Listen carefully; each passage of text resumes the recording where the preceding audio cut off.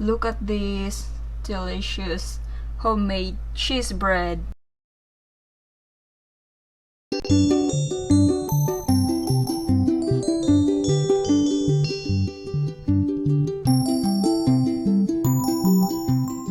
Hi everyone! Welcome back again to our channel. Today, we are in the kitchen because we are going to make a homemade cheese bread. So, right now in front of me, as you can see, I have a few ingredients that I'm going to show you.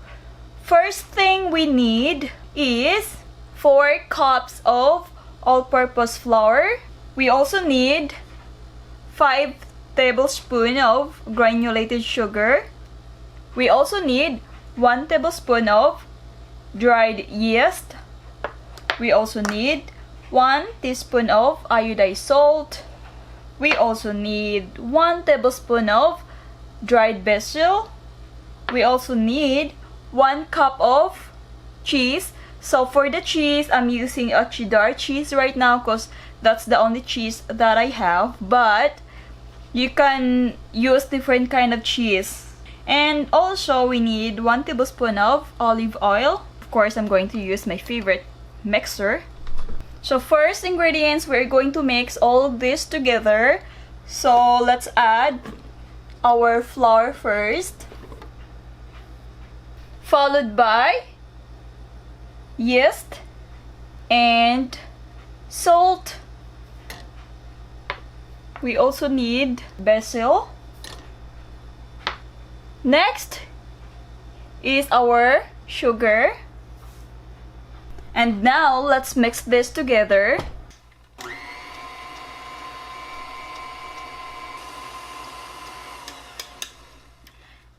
That's the first thing you need to do. Next step is we are going to add our cheese so that we can mix that too.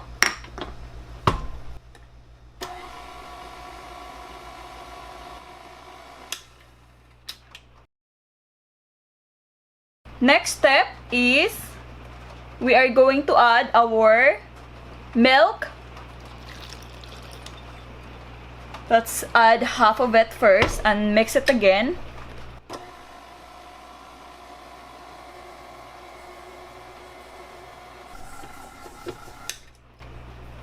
Now let's add the rest of the milk.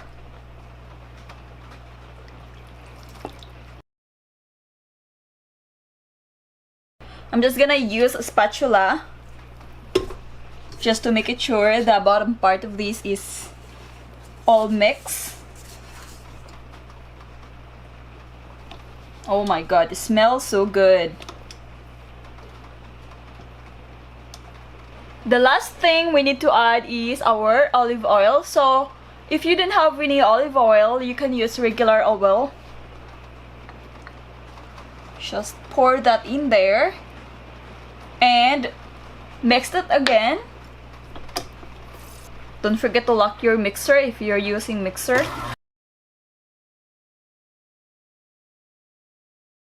If you don't have any mixer, you can use your hand. That's totally fine.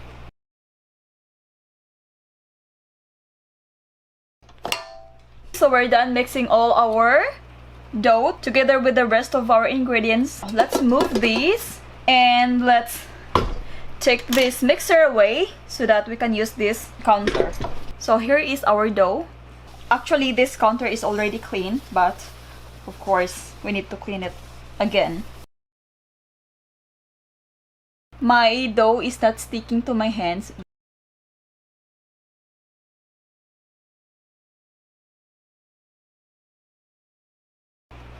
This is our dough. Is it that beautiful? Very simple, very easy, and very healthy because you are the one who made it. Now I'm going to dust this with flour all over. What I'm going to do is I'm going to put this back here and let's cover this with plastic wrap and leave it within 1 to 2 hours and let it rise. So if you don't have any plastic wrap, you can use a clean cloth. Let's put this aside and let's move on to the next step. Let's prepare our toppings. I have bowl here. We also need onion powder. We also need garlic powder, dried oregano, black pepper. Of course, we are going to use ground black pepper, dried basil, and of course, our measurements. We need 1 3/4 cup of cheese. So this is the cheese that I'm going to use right now. This is a cheddar cheese, but as I've said, you can use different kind of cheese.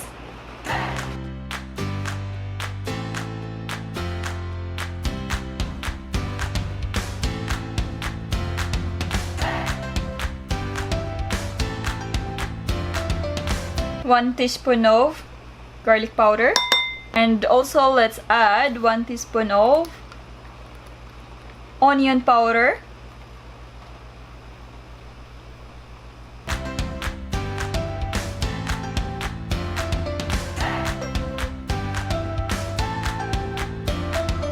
one teaspoon of black pepper. So we're just gonna add 1 teaspoon of dried basil. I'm using fork to mix them all together.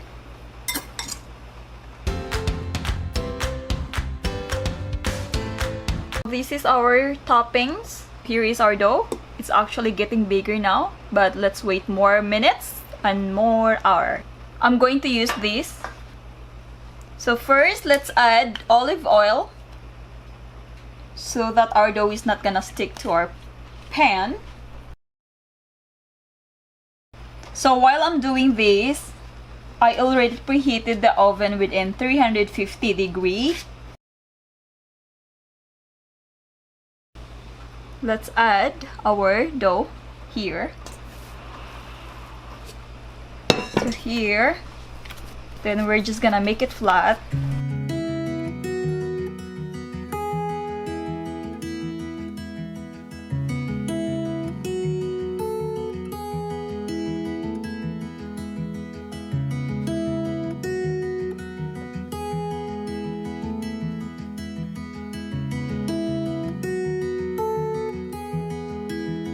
I'm just gonna use knife just to slice.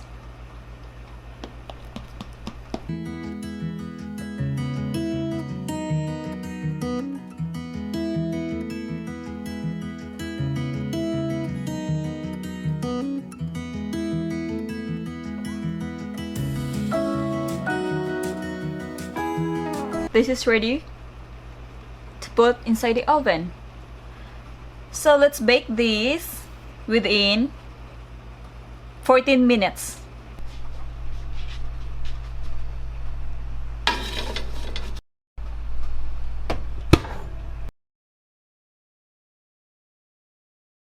Update again, as you can see, the top is golden brown. So I remove it from the oven after 14 minutes.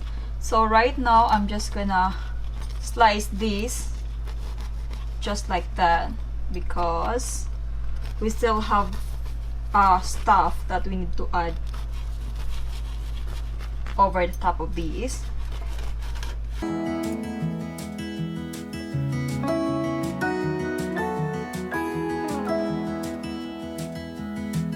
I'm going to add olive oil on the top of these. So if you have brush, it's much better.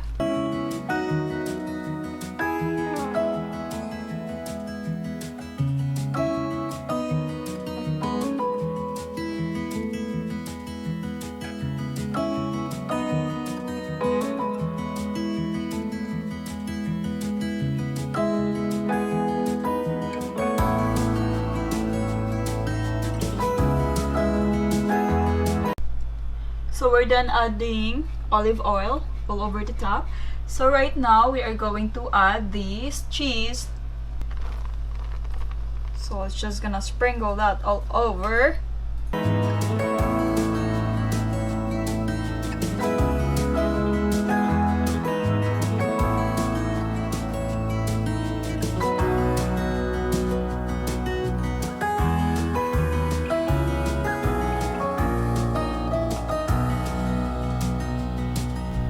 That's everything. And now let's put this back again to the oven and leave it within, would say, 5 minutes or 6 minutes until the cheese is melted.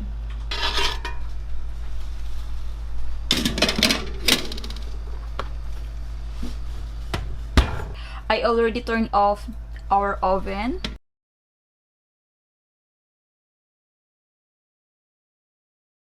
Look at this delicious homemade cheese bread. Delicious! So that's all for now. Thank you so much for watching my videos and I hope you like it.